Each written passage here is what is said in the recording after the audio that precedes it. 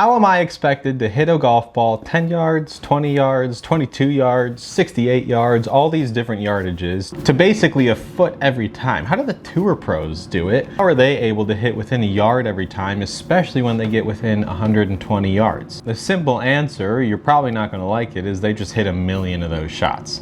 Now, a good way for you to practice this is what I call the football drill or the yardage drill or whatever you want to do.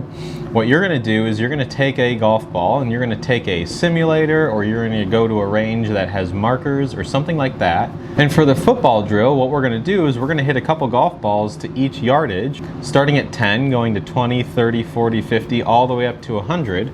And if you really want to get good, then you're going to move it backwards. Now, there's a couple ways to make this game interesting.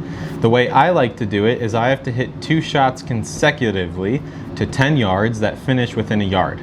So I have to hit 2 shots in a row that finish anywhere between 9 and 11 yards. Then when I go up to 20, same thing. I have to finish between 19 and 21 2 times in a row.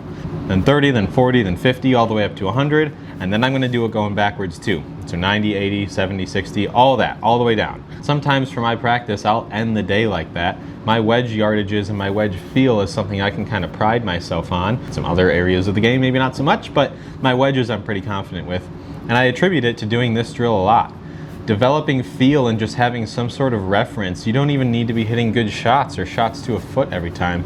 You just need to have the body kind of programmed to know what 10 yards is, to know what 45 yards is, even if you leave one short from 50. But being able to just make the game fun is really good as well. Now, like I said, there's a bunch of ways to do this. The second and maybe more realistic way to do it is to kind of pull out a random number. So I'm going to hit a shot to 10 yards, I'm going to hit a shot to 50 yards, I'm going to hit a shot to 80 yards, and just kind of check off the boxes. Don't go all one in a row. That's a little less realistic. So kind of bounce around on that football yardage sheet and just try to get a couple to each yardage before you go home. Very often the most important thing that you can do for your golf game is make practice fun. If you are excited to practice and you make it a little bit more game-like, you're going to get better much more quickly because you have the desire and the drive to practice.